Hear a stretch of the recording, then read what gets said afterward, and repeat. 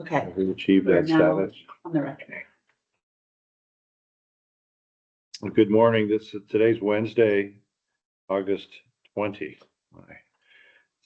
2025, and we are the District 4 Environmental Commission meeting in Essex Junction, Vermont, to conduct a hearing on application 4C0122-12, filed by Green Mountain Habitat for Humanity after the fact for the construction of a duplex residence on a previously approved lot 83 of Ethan Allen Farms development. Project is located at 72 Temple Street in Burlington. Earlier this morning, we visited the site.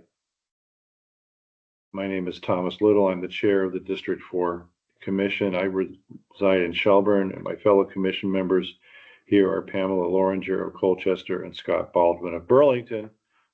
Stephanie Monahan is the District 4 coordinator for this project, and the other D4 coordinator, Caitlin Hayes, is assisting. In accordance with Title I of the Vermont statutes, annotated Section 312, Vermont's open meeting law, I confirm that we have taken the following steps. And I should add that this is something that we are required to recite. It goes on for some time.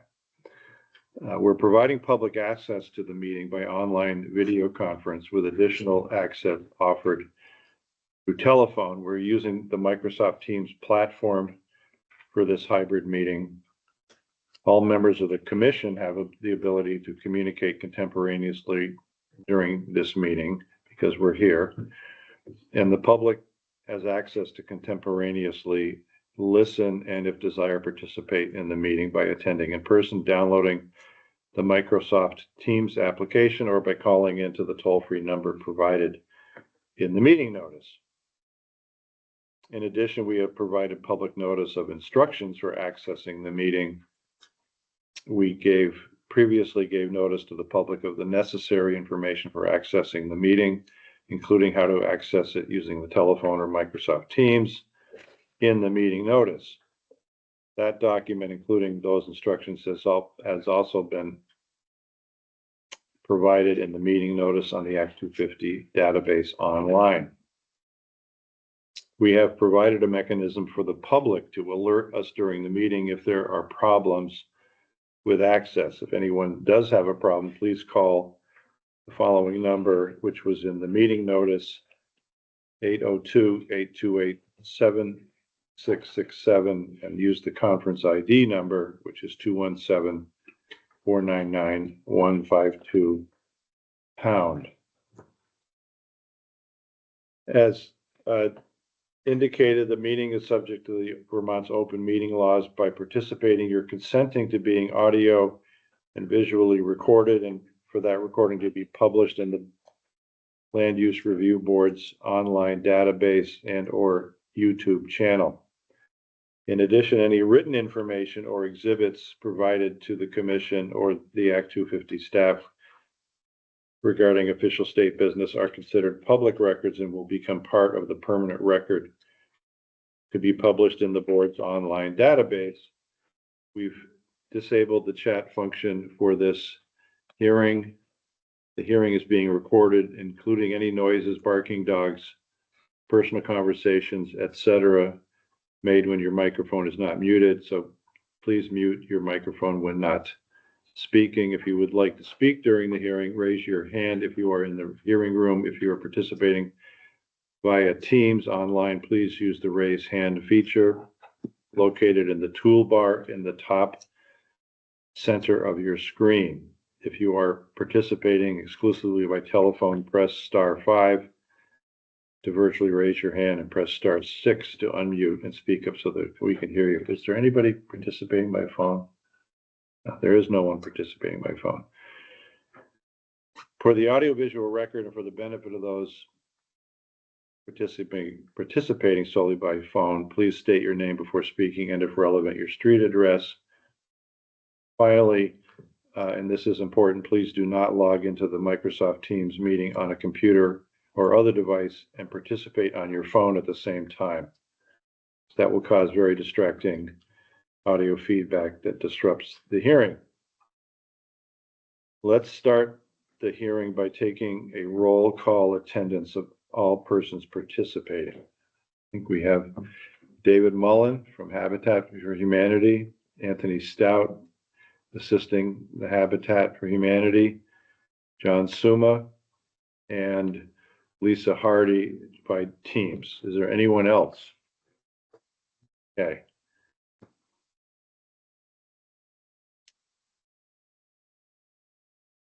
I don't know that we need to read the Teams meeting participant list.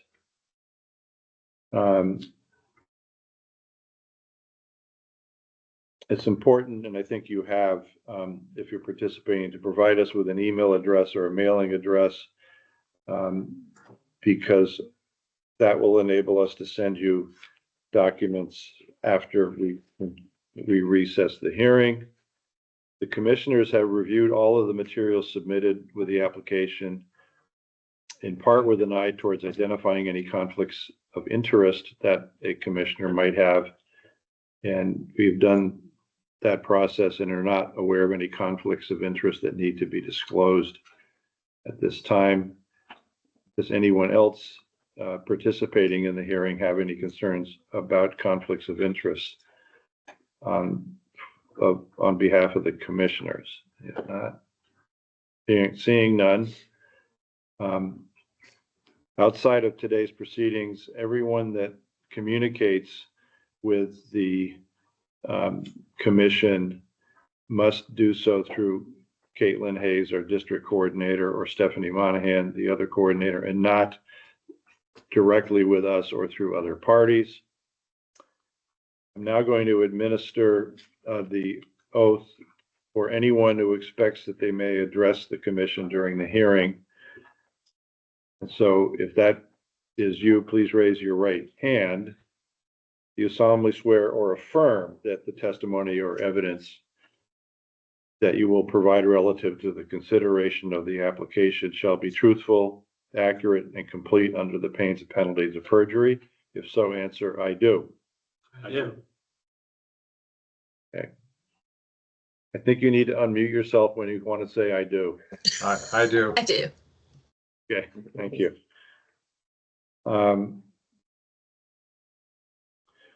In a few minutes, the applicant will give us an overview of what is being applied for, but first I'd like to make some comments on party status and the process for participating in the hearing.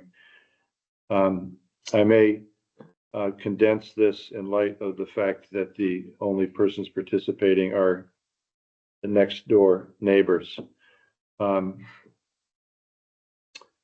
legislature has determined that certain persons or entities have a right under Vermont statutes to participate as a party. They are parties by right or statutory parties. The state and its agencies, city council members, planning commissioners, and regional planning commissioners are parties by right. Second, any person may also be admitted as a party if they can show a particular interest relatively unique to them that might be affected by the project and demonstrate that their interest is related to any of the Act 250 criteria.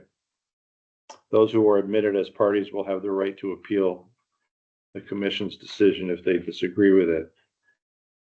Finally, even if you do not qualify as a party to the proceeding or do not want to be a party, the commission may allow you to participate as what is known as a friend of the commission if you are able to offer us certain information that might not otherwise be available to us.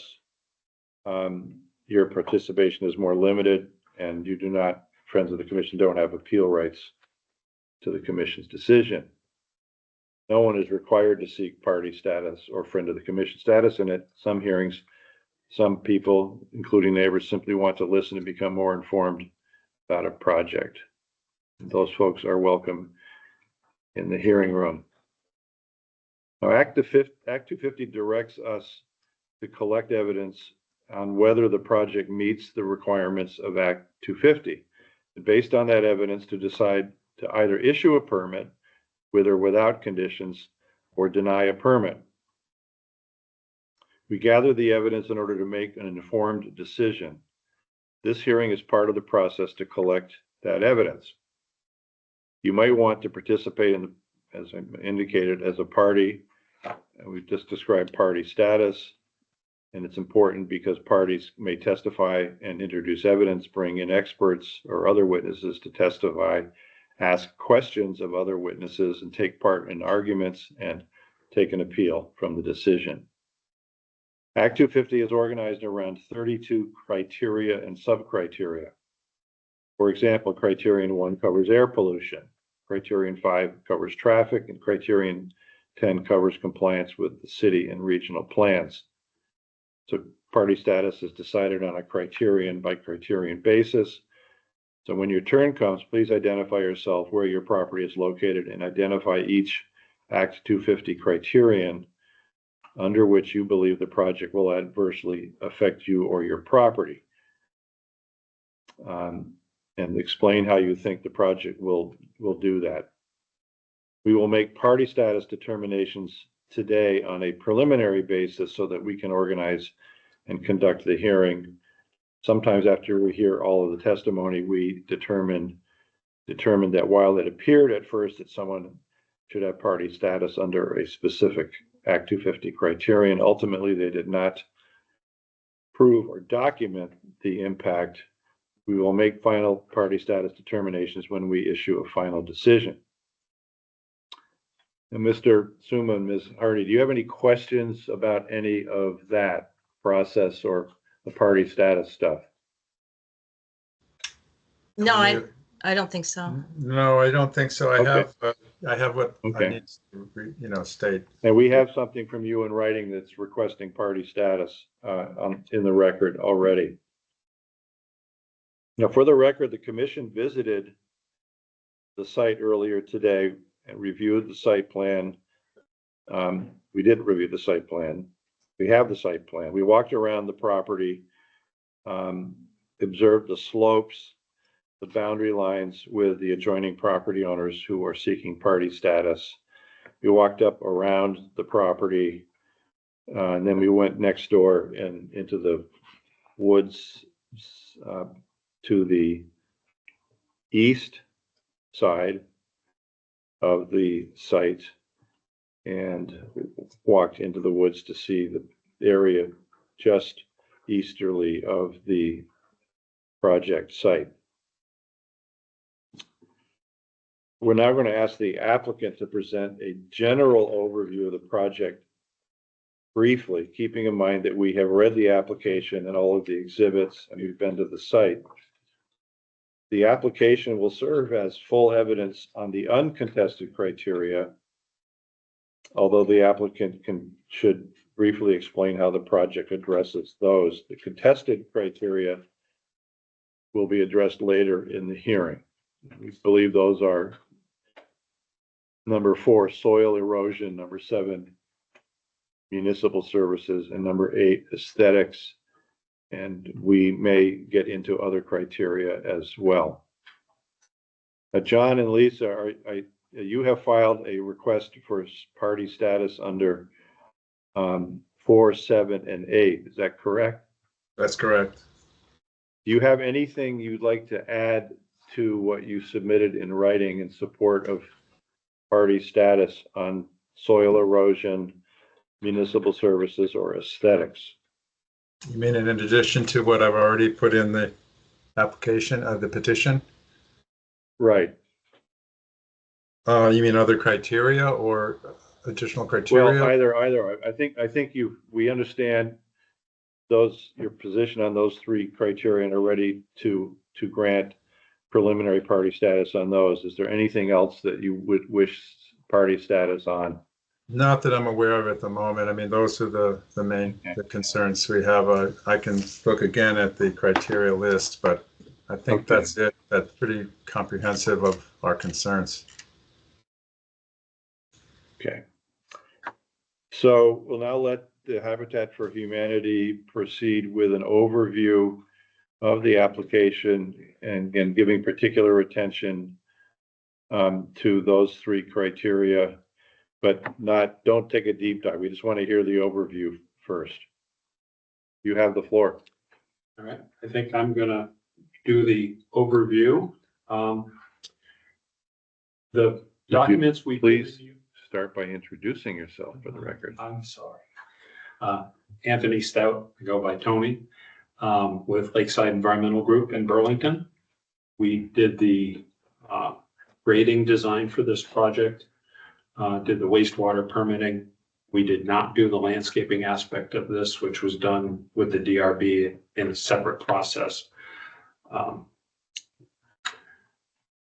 I have given you several different plans for this site, and I did that intentionally. I gave you exhibit 008, which is the site plan with the grading and erosion controls that we submitted to the city for their zoning permit. I then gave you 009, which is basically the same plan, but it's how it actually got built. We moved the storm chambers, the sidewalk up to the house, flipped to the other side of the driveway, but the grading basically stayed the same. But that's pretty much what's there now. And then 003 is the wastewater plan, which does not have any of the grading and erosion control stuff. It's just there for reference. It shows the 2-inch fire main for the sprinkler system in the building, things like that. So probably 009, the as-bilt's the best plan to use for discussing of grading and erosion, things like that. We've also given you a bunch of ortho photos. Drag it over or you can just share your screen. What's the question? She's trying to call up the. We're just trying to get the site plan up.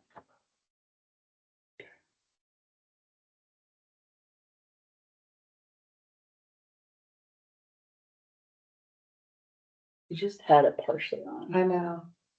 How do I just? We're trying to share? put the site plan, I guess, So you can go 008 to or share 09. in your Teams call and I then would just use share 009. just click on the site plan.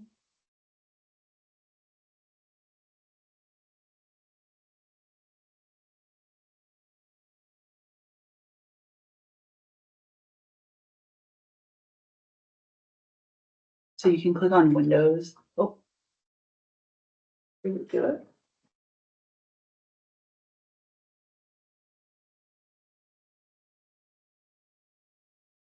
Yeah. Yeah. So you could even just make it big again. You could do that if you want, and then you go to Windows. You go to Windows here. Oh my gosh. My apologies. Where's my notes?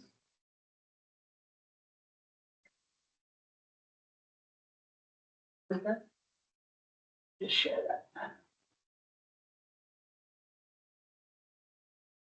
So that's being shared so that the folks online, you still need to just drag the screen over in here so they can see it.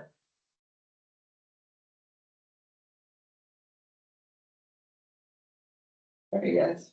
This is, so this new technology is, we've only been using it very short, and this is Stephanie, it's first time using the new. If you press even the square at the top of that, in that top corner, it will fill that screen. It'll just take it over. Yeah.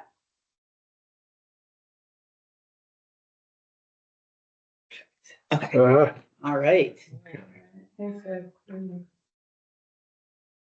Is that okay, or do you want to figure? That's fine. That's good. My use. Okay. Okay, proceed. We all, you can leave 009 up. We also provided you with ortho photos from Google from before, during, and after construction for reference. Unfortunately, those don't have the property line shown, but it gives you a feeling for it. The duplex was built as in the location shown on the plans. So everything should line up accordingly. In terms of grading, as I mentioned at the site visit, we intentionally directed drainage around the building, down each side of the building, the 2 units. On the east side, the top of the screen, the drainage goes onto the neighboring property. Again, this is the bypass drainage coming in out of the woods. And that's the same basic location that drainage currently goes to. The drainage on the west side, which is to the left, comes around the building as we saw at the site visit, goes right on down the grass lawn and enters the driveway, and then goes out into the street and joins the MS4 city stormwater system. The drainage on the roof and the drainage on the upper half of the parking lot where all the turnarounds and parking areas are is collected into the storm chamber system that you can see there in blue. There's a catch basin in the middle of that turnaround where that white truck was this morning. And then the only outlet for those chambers is the rim of the catch basin. And so it just overflows into the driveway and again goes down the driveway directed by the curbing and into the street and into the city's MS4 system and eventually down into the floodplain of the Winooski. This was all, the storm chamber system was required by the city storm ordinance. There is no state storm permit for this project. It's too small. And as I said, that what we saw on the site pretty much matches what's shown on that plan. And then along the east edge of the driveway, between the driveway and the neighbors, there's curbing along the driveway to make sure that the drainage goes to the chambers and to the street and not onto the neighboring land. And then there's a steep 2-on-1 slope down to the property line. This turned out to be the best way that we could fit these units onto the site. We went through many alternatives trying to figure out a way to make this work, make the parking work. The parking has to be set behind the front line of the building, which is parallel with the street. So that's why we have all the parking over in that double stack parking over on the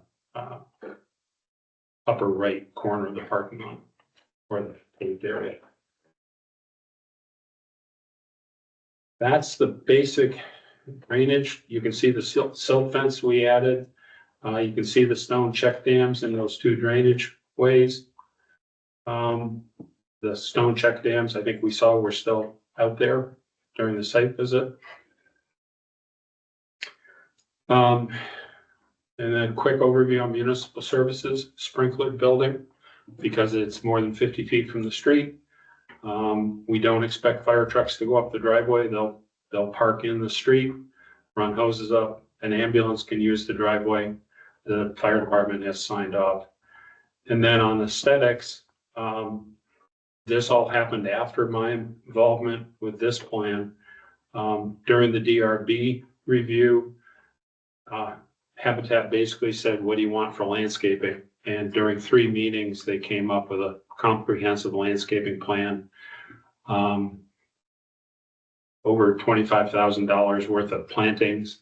By the time they're done, it may well be approaching $35,000 with the installation cost. And that was Habitat's, basically their approach to appeasing the neighbors on several different sides. Some people just had a bad reaction to Habitat as affordable housing. It varied in terms of what their interests were. So on all 3 sides of the project, they added extensive plantings that you can see on that plan. That's a summary.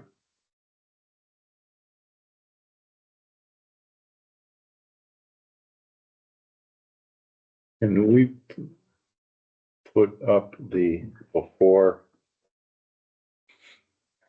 What's the exhibit of the before? Ortho or the street view? Street view, I guess. Let's try that. We can, what number The is that? street view is 10. Okay.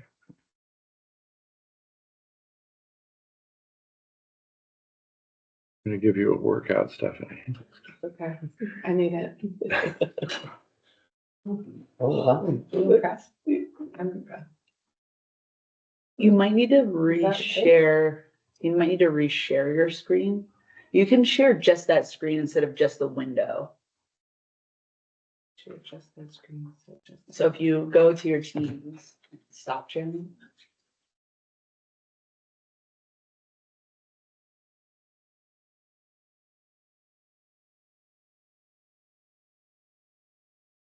Because Lisa and John, you can't see you probably still see the site plan, right? Oh, maybe now it's gone. Okay, so now if you share. So go to stop sharing. Oh, I have to do it over here. Yeah. That's good. I can't do it on my, Right, because It's it's, just if you've extended the screens, it's not, you could duplicate them if you wanted to do that. And then go back to share.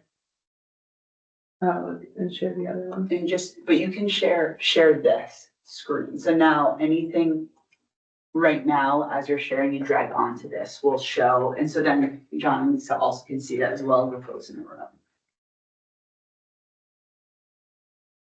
Okay, Well, yes, so that is being shared right now. What is in the foreground there, going bottom to top on the left side? Is that the road or a path? On the left side, Right there. that's the sidewalk. That's a sidewalk. The road is just, the cul-de-sac is just off the picture right there.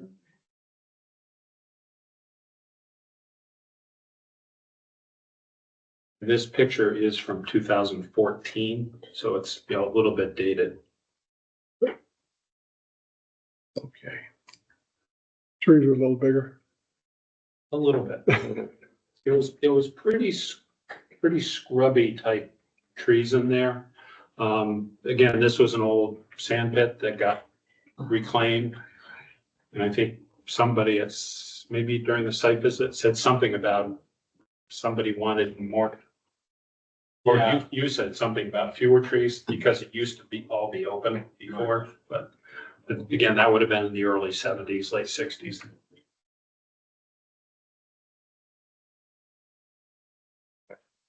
Yeah, where's the structure located now in reference to that picture? Right from there? Right there. Okay, thank you.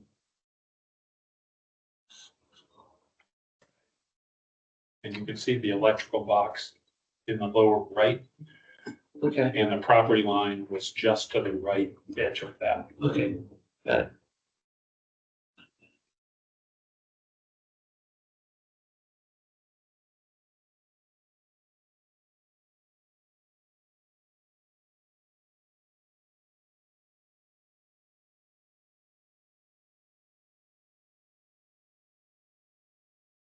John or Lisa, do you have any questions you'd like to ask for Mr. Stout? Yes. This tree picture here that we're seeing, this image, is this from 2014? Was that correct, he's saying?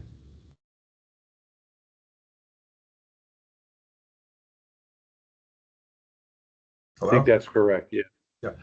This does not look like the lot that we have next to us. There are a number of large. First of all, the background doesn't indicate any trees. I mean, there's a huge glade of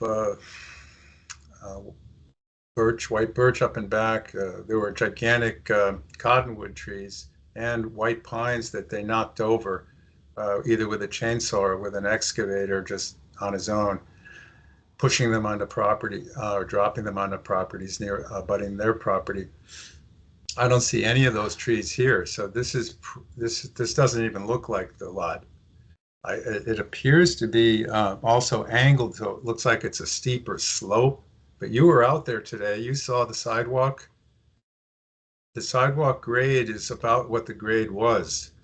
The grade was significantly changed, so the statements about not much change in the grading is not correct, especially that 60-degree wall that's been put in, essentially a wall below a curb. So anyway, I want to know where he got this picture from in 2014. Where is this from? This is Street View Google. Street View Google? And you know it's from 2014? That's what it indicates at the bottom of the picture. Because you can see there's this thing. Yeah, well, I don't see any of the trees that were there in 2014. They're there now. There's the trees that are there now up and back. I don't see them. I mean, all the white behind this, there's some elms right in here, right by the sidewalk. And behind that, I don't see any trees. That's where the lot is. That's where the duplex is now, right? Incorrect. If you look at the picture carefully, right in the center, you can see what appears to me to be those poplar or cottonwood trees that are up and back. They're relatively small in this picture. Well, anyway, I find it to be a little bit misrepresenting the state of things at the time of your tree clearing, or I should say over clearing per the permit. As determined by the city. Right. So do I have a moment to do my statement now, or are we still? Well, and just want to make clear, if you don't have any more questions. Okay. I have a question. Okay, go ahead.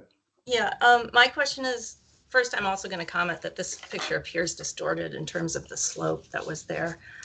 Or is there? My question is that I understand that the groundwater system was engineered well, and there a lot went into it, and there were many concerns. But my question sort of is, if you look at the original site plan where there is an identified tree buffer zone that was taken out, there was a tree buffer zone on the original plan. I'm wondering if the grading, if the sewer or whatever it is, the water system was based on the original tree buffer zone being in place, because the tree buffer zone would make a big difference in terms of the impact of water coming off of that property onto our property, because those trees, obviously their roots and everything else, they absorb a lot of water. So that was probably a primary issue in terms of concerns about removal of the tree buffer zone. In addition, I'll make a response to the comment that we have problems, or the hint that the issue is that this is a habitat house. I take offense to that. I've spent 20 years as a nurse serving underserved Vermonters throughout the state. I have no problem with a habitat house next to me. Yeah, so I would like to ask the gentleman who is the engineer, I forgot, Scott, I believe, where he's coming up with the evidence that all of our attempts to get remedies to what we believe has been a pattern of reckless behavior. Where does he come up with the evidence to say that all of these attempts to get remedies are essentially people angry at a habitat house being built here next to us? Where's the evidence that we've stated on the record in multiple hearings that we have no problem from the very beginning with building a house here by Habitat and for providing a house to people who need a house. All of the neighbors have stated that. We never had a problem with that. The problem is with Green Mountain Habitat and its excavator that ran recklessly through the property as the city determined, and violated multiple permits, including on Act 250. So that's the only thing I want to say right now.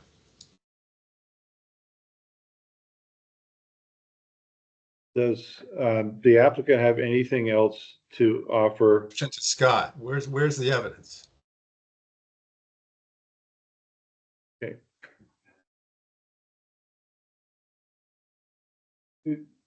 You talking to Tony or Dave? The question Let me ask is, this, I mean, whoever made the does statement, yeah, Does we, does the applicant have wish to offer a rebuttal or a comment on the testimony that Mr. Suma just gave? Be happy to clarify. My understanding is there was one neighbor who objected to having a habitat house in their neighborhood. They had used to live next to one somewhere else. That neighbor, I believe, lives up on the street behind the project, to the north of the site. And there was a neighbor to the west who owns that big open grassy bowl that you saw at the site visit. Their house is further up on the west side. They participated with regard to trees, I believe. And then the current neighbors who are here at the hearing on the other side. But my reference to a person objecting to habitat was the person up behind. Okay. yeah, thank you. Does the applicant have any more testimony it would like to give on criteria 4, 7, or 8? Can I just say, before we started work on the site, we own the site, but beforehand, Mr. Suma showed me visible erosion on his property before we did anything. That was the effect, and talked about flooding in his basement and everything else in his neighbor's basement. Today, at least visible to me, was zero erosion. And so, quite frankly, what I think we did was improve a system that was there before. Okay. Just click it, staff, click Teams icon at the bottom. Yeah. Let's go back. So while we're waiting for a moment here, I'm going to clarify that the commission has granted preliminary party status on 4, 7, and 8 to John Suma and Lisa Hardy. And now, John and Lisa, it's your opportunity to give your own testimony on those criteria now. And I guess I'd start maybe kick that off by asking you, what have you noticed in the sense of a before and after on the drainage coming down from the site? What was it like before this was built, and what is it like now? Okay, yeah, I wanted to answer that, come to that point because the statements that were just made by the applicant are false. We've never had flooding in our basement from anything that's coming from the hill. We had a leak from our toilet. That's the only flooding that ever occurred. We have a very excellent system that prevents any water from coming into our house, into our basement, anywhere. Where that statement, where there was David Mullen stated, I don't know who stated that, that I indicated that there was flooding in our basement. We never had any before the development, and we don't have any now. This isn't an issue of flooding in our basement. We're talking about erosion onto our property. The issue of the improvement that he just indicated is to be determined by a third party. There is no improvement. It's in our opinion here. There is a definite worsening of the runoff and erosion. So we've got two issues: runoff and potential erosion and stress to the existing trees along our property line there. You saw the wall that the city has asked them to try to rectify, plant some arborvitaes to restore some kind of integrity. But of course, most of the arborists we've had out there just laugh at that when they see it. And, it's not viable. But in any case, that's the answer to your question, the before and after. I will just state that the city found that the tree buffer zone that was permitted was in which the applicant had stated would be in place there. They would remove a certain limited number of trees. I have it here. I could read their statements from hearings and from findings from the city. The buffer zone was initially stated on the record by the city's development review board to be part of the erosion management plan when I raised it as a concern. That was their answer. Well, we're leaving a significant tree buffer zone, the city said, and that's part of the plan. They then, the Habitat violated that willfully without any going back to the city to get permission, and took out virtually every tree on the lot, right up to, as you could see on our line. They took out every tree along that east side that was part of that side's tree buffer. That was annihilated. Then they built a driveway in there and a 60-degree slope measured by the city that runs down from a curb. And that is what remains. And the additional thing I want to say is that behind the duplex pooling that runs east and west when it gets too high of rainwater runs directly down and to our property. They even indicated that today. The engineer said that runs off down to where the edge of the driveway is. That's our property. And so they have, as far as I know, I haven't seen any plan for that. So we have those concerns about erosion and runoff. I believe those are the two of the criteria.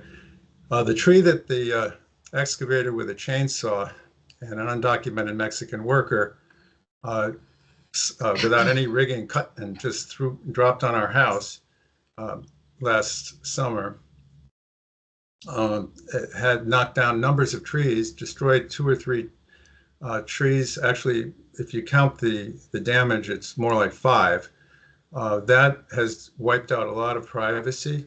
It's taken out areas that when the leaves are off, the remaining semi-alive trees, there will be very little privacy there. So that's another concern. It's not as big as the erosion and runoff and threat to the existing healthy trees that are stressed by the construction project that they did. So that Lisa wants to respond, follow up a question she had that didn't get a response. Oh, I just wondered about my question in regard to the drainage system, if that was based on the tree buffer zone in the original permit being in place, or if it was adjusted based on the fact that the tree buffer zone was actually wasn't in place, like all those trees were gone. And also, does the committee have a copy of the original permit showing the drawings showing the tree buffer zone?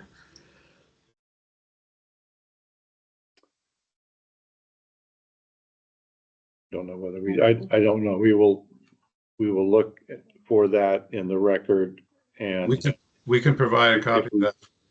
If one of the things that we do at the end of a hearing, when we recess, is we will write up what we call a hearing recess order that asks for additional information and documentation, and if we may put that on the list requesting from the applicant. But David or Tony, do you understand the question that was the drainage plan as filed with the city based upon a lot with more trees than are there now or not? So let me address this older plan that they're calling the tree buffer plan, because it'll help clarify some of the confusion here. When Habitat first purchased the land, they had to get a permit from the city in order to clear some trees, in order to get in there and do some soil testing, check for ledge, things of that sort. We can get you a copy of the plan. I thought it had come in with the SUMA's material, but we can certainly get you a copy of that. And you'll see on that basically a hand-sketched cloud outline, scalloped outline, whatever you want to say, that I think David or one of your staff people did over the survey plan.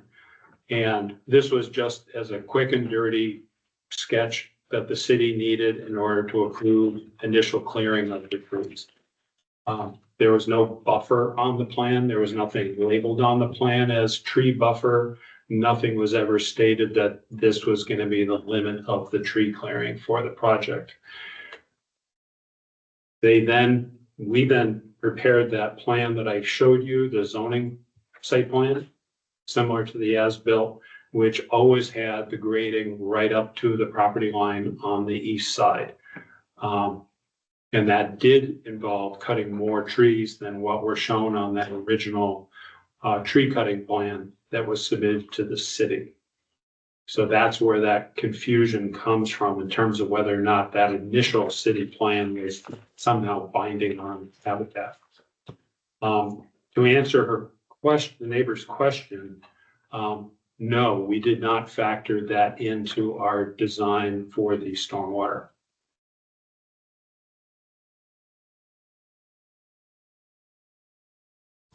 Can I now continue with a few more final comments? This is that was Lisa's, that was the reply to Lisa's question. Please do.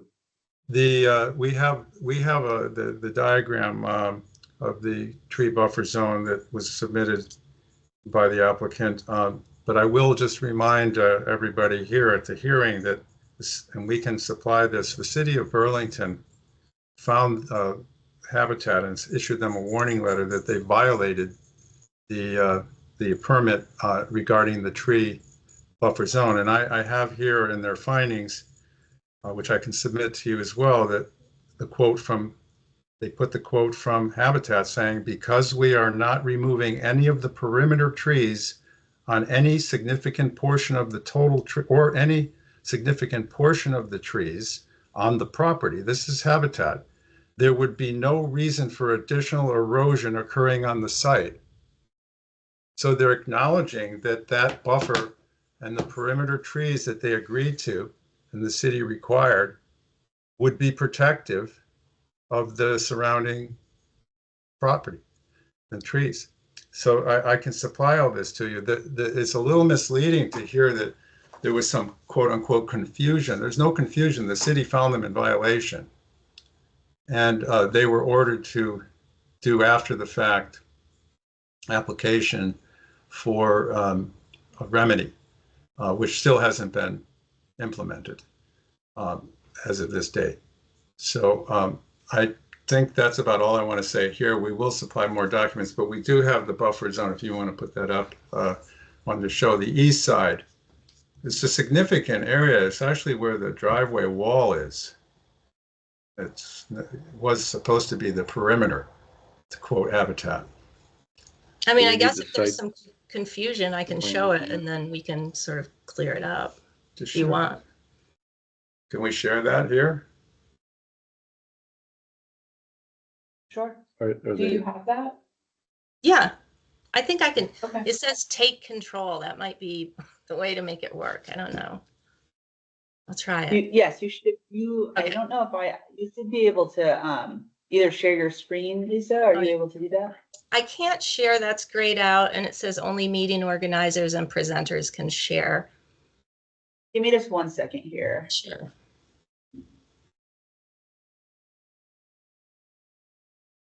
Okay, I'm going to make you a presenter.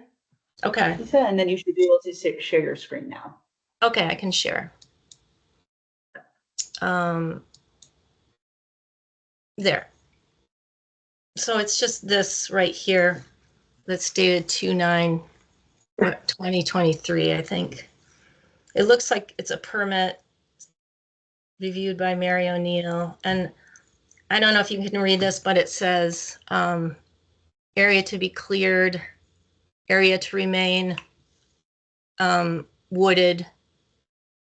The area to be cleared, you know, is like lines, and then the area to remain wooded, as far as I can see, is this. All this. We can send this to So you. you can see, I don't know.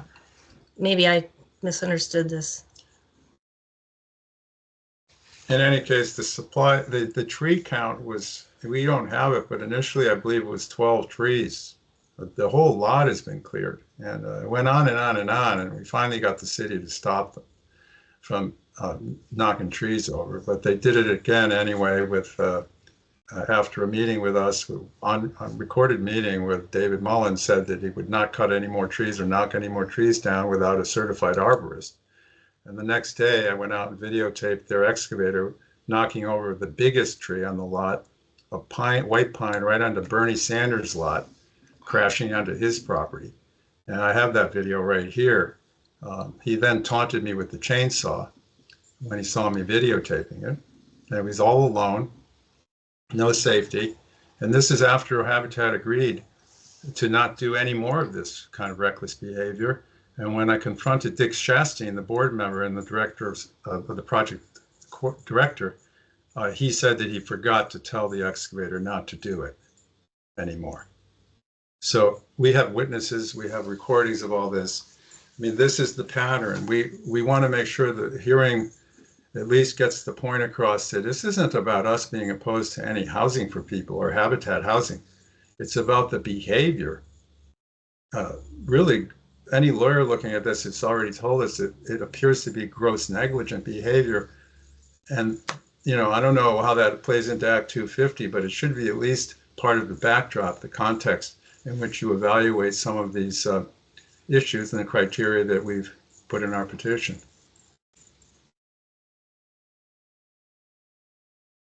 That's all I want to say.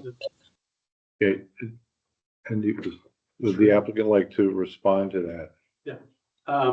So I was the one that did the sketch there, and my comments to the zoning board about there would be no need to cut trees was, as you could see in that sketch, the gray area, the majority of this property was to remain treed, and it does today. That entire gray area is still forested all the way back. I guess And he's saying. that was our intention, to allow that to remain.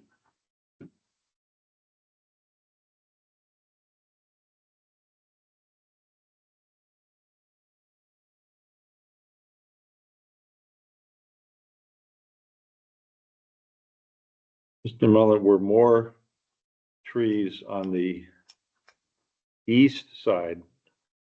That's on this, where the steep slope is to the east of the driveway, were more trees taken down there than the city wanted to taken down? Specifically the tree that ended up, a piece of it falling on the neighbor's roof. Actually, they had requested, because they were afraid eventually it might fall, that if we could, we would cut that tree down. And clearly not done properly, but that tree was cut. I'm not sure that was called out on the city discussion. Brush, there was brush that was there, as you saw, scrub brush, that would be where that grade is now, grassed. And we had talked about visual out the back of their house. They didn't want to see a house. And to that end, we went to 3 different hearings, City of Burlington, after this discussion on too much being removed. And one after the other, the city continued to add to the landscaping plan to appease the neighbors. From their words, they had gotten more complaints than they could recall to city officials. And so, again, currently, the bid that we have accepted is $35,000 in shrubs and trees around this property. And how much of that will be going on the east side? That site plan, that landscaping plan would probably, Okay, we'll look at that. could lay that out better. 15? Yeah.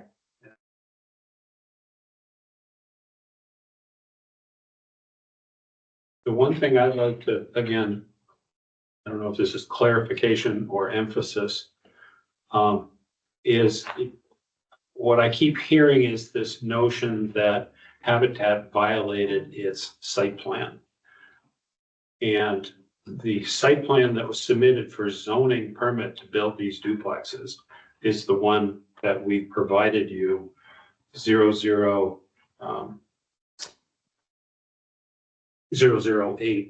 and clearly shows the grading work done right up to the property line. So the city approved that work in the original zoning permit. It's the pre-clearing plan, the one that was up just a little while ago, that is the source of that confusion as to whether or not those trees that were highlighted in the yellow were to be permanently remain at the site. So, and I believe the warning letter that you got, I don't know that much about that, was in regard to that preliminary plan, not to the ultimate zoning approval. Correct. So I just want to be clear that this isn't a case of Habitat just blindly violating its zoning permit. It was simply, they assumed that the tree clearing plan originally was a more casual approval and did apparently go over the edge of what they showed on the plan.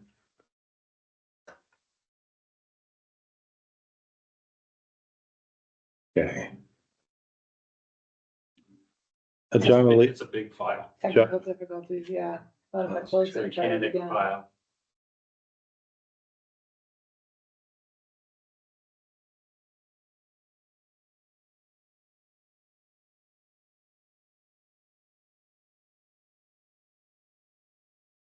what's the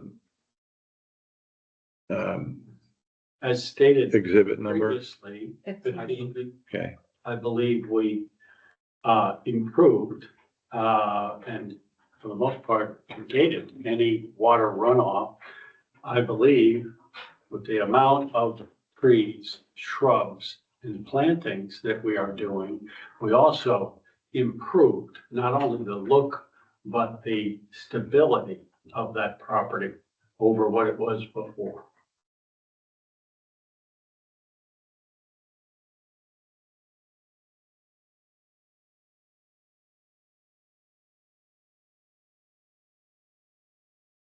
well, I have mine loaded on my screen, but I can't share it. that's okay. We can look it up and when we deliberate. John and Lisa, one comment, I think you're aware of this, but it's worth stating on the record. There is a clear distinction between the permit review and approval process, which is what we do. And on the other hand, the enforcement process for cases where someone alleges a violation of Act 250, and we don't have a role in that. They don't let us do that. I guess my ultimate question for you is, what do you want the commission to do in terms of the permit application? Are there any, as I said at when I was discussing party status and what authority the commission has the commissions, Act 250 commissions can deny a permit, they can grant a permit, and they can grant a permit with a variety of conditions. And so in terms of the permit process, what is your request at this point?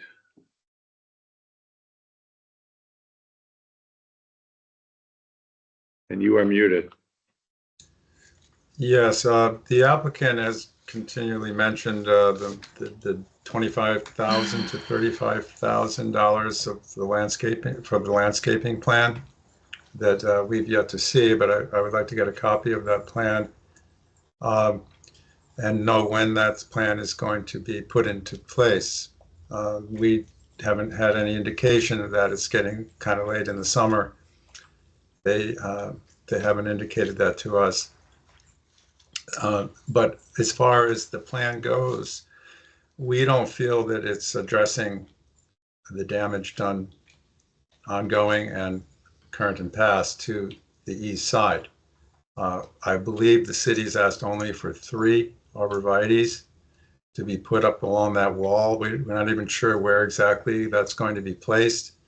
And we would like the commission here to consider beefing up that side of the property line with a more realistic remedy resulting from the damages resulting from the clearing out of what they called the perimeter zone that would prevent runoff. They stated it themselves, and that's what we would like to have addressed. So if you're going to grant the permit, I mean, they've already got people living there. They didn't apply it before they built it, they applied after. So we would like that to be our request, unless you want to add anything.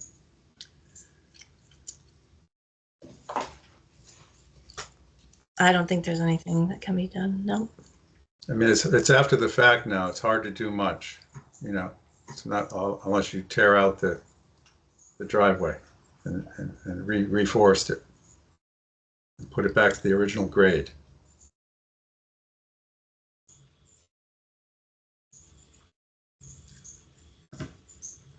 Question?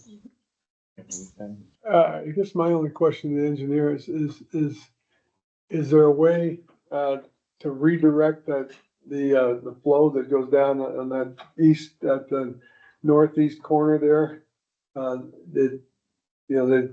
It looks like that's where the runoff and the potential erosion is going down to the neighbors. I didn't know, looking at it, I'm not an engineer, to redirect that to go to the west. Is it too late in the? Essentially, yes. I mean, that's the bypass flow. That's basically intercepting water that's already coming down that hillside. Right, which, right. based on the pre-existing grading, which I can get you a copy of if you want, Right, all went onto their land. right, okay. And so this is the upper portion of that same drainage that the building intercepts a little bit. And so we just gave it a nudge over to the edge of the line. All the rest of the drainage on the site that was otherwise going onto their property, the middle portion where the building is, Right. now goes into the ground or down to the street. So there's already a great reduction. And as you saw at the site, there's no erosion occurring where that little bypass channel goes onto their land. The grass has been established. There's stone on the steep part of the slope, and there's no erosion on their property below it. It's just not that much water. Right. Okay. Can I respond to that? Sure. Okay, so before the development started, there was no, just for the record, there's no runoff from that property onto our property. That area was very stable in terms of any rain or runoff. It absorbed the rain. In fact, the applicant knows how much rock they had to smash and that absorbed, a lot of the water just got absorbed into this underground rock structure. We never had runoff. This is not an issue. It was created by the project.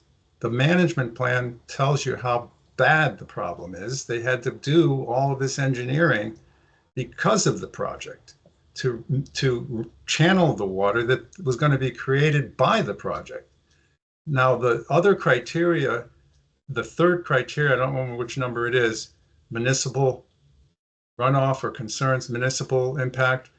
When rains come now, even with what they've done on the west side, that water runs down into the street and creates a flood at the bottom here at the corner where you saw the turn from Temple onto Temple. And that pulls up and creates a mess down there. It plugs up it can't channel it out the system at the city system. So it's a river running down. I have many videos of it. That's their solution to channeling the water. It's putting more water into the system that we have already in place, and it was stressed from water just that comes down from onto the street. So again, this is a problem that was created by the project. The implication that they improved and that we had problems before that have been eliminated by this is all smoke and mirrors. I mean, we don't have runoff problems. We've been here 21 years. Okay, this is all new. Okay, water running onto our property, stressed roots and the trees that remain from a wall built on top of them.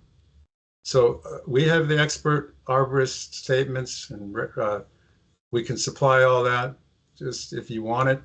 But that's all I wanted to conclude with. If Lee said no, okay. I just don't want to let statements go by that are misrepresenting the facts. I'm under oath. And prior to digging on this site or any obstruction happening on that site, I spoke with the neighbors, and they both said, we have had water in our basement from this site. Now I could maybe ask for an insurance claim, but I was told at the time, did you get that in writing? Because that might be important at some point down the road. I didn't. I wish I did, because this issue would not be in front of us right now.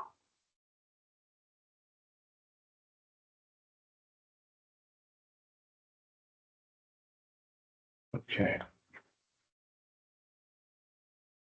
Okay, I don't think the commission has any more questions. As I indicated, we will issue a hearing recess order that will have some requests to both sides for additional information and materials. Once we get that, we will deliberate and issue a decision as soon as we can all agree on one. And thank you for your participation in your testimony. We appreciate that. And we will now recess. Thank you very much. Thank you.